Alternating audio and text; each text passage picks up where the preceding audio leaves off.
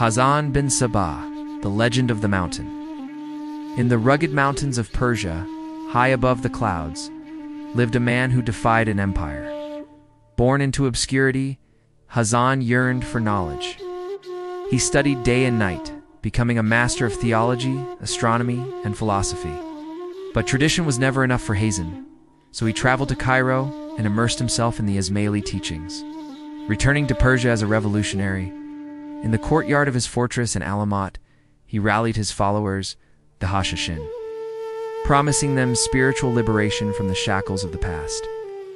And they pledged their lives to him, building his dream of a shadow state in the mountains. From Damascus to Baghdad, rulers trembled at the name Alamut, for their death could come silently in the night, a dagger in the hand of a shadow, a whisper in the ear of a sleeping giant. For Hasan bin Sabah was more than just a legend. He was a thinker, a builder, a man with a vision.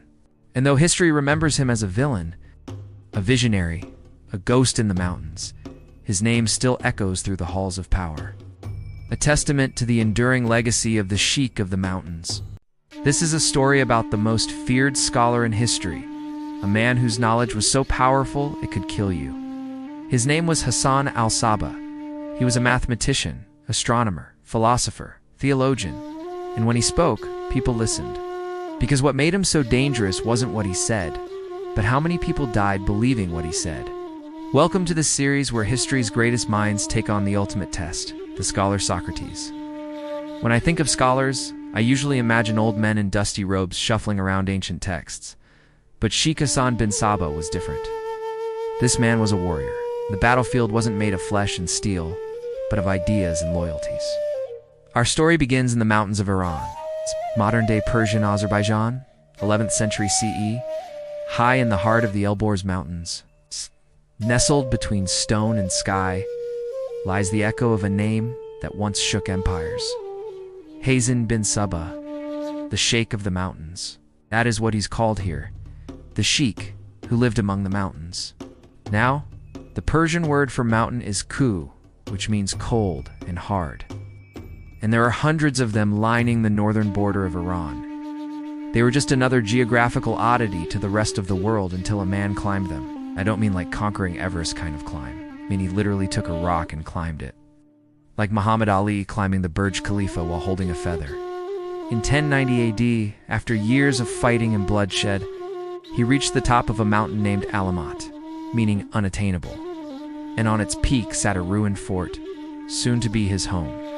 For the next 2 decades, Al-Muhtasham by Amma, better known as Hasan bin Sabah, would transform this fortress into a fortress. He built schools, hospitals, farmlands, gardens, armories, everything he needed to turn a remote mountain stronghold into a thriving city and a cradle of culture. His impact on the mountains of Persia was so profound that many started calling them the Casas, meaning the castles. And if you look at a map of the region today, you can see that it's still called Gazers, thanks to His Highness's efforts. But those who knew him feared him much more for his brain than for his brawn. After all, he didn't conquer the Qashqai with an army. He conquered it with books. Because if you want to change the world, there are better tools than tanks. There is power in numbers, but there's more power in ideas. His influence over the hearts and minds of his followers was absolute. You know why? Because they weren't controlled by fear. In fact, they had no reason to be afraid of Hassan. When someone decides to join a cult, they are scared of leaving. When someone decides to join the Hashishin, they were scared of staying. Now, if you don't know who the Hashishin are, let me catch you up. They are one of the most legendary groups in history. Assassin, Hashishin, Fedian, they're all related. And they're all about doing whatever it takes to achieve political goals. But the Hashishin were the first.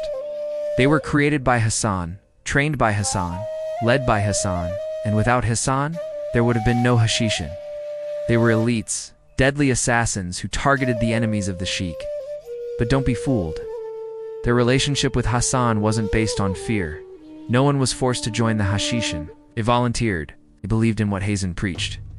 And for centuries, the name Hashishin has been synonymous with assassination. But before they could assassinate anyone, they had to be made into assassins. And this is where Hasan's greatness lay. Ow. Most cults recruit by offering people something they already want: money, power, sex, drugs, fame. But Hassan offered his recruits something different. He gave them nothing. He gave them only a purpose, a way of life, a chance to prove themselves. The training was insane. Potential assassins were kept under observation for months, sometimes years, before being accepted into the ranks. And even then, they continued to be evaluated throughout their lives. The vetting process was only half of it, because once someone joined the Hashishin, they had to get to work. They had to prove themselves through action. They had to live up to their new identity. It was almost like joining the army, except it was more intense because the army doesn't have to sneak around as much. Members of the order were expected to make reconnaissance trips, spy on targets, carry out assassinations. All this requires immense discipline, intelligence, courage, a lot of courage. And Hasan bin Sabah taught all of this, turning ordinary men into extraordinary killers.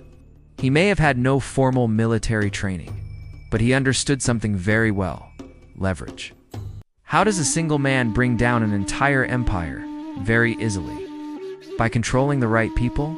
You see, Hasan didn't care about having a huge army or ruling vast lands.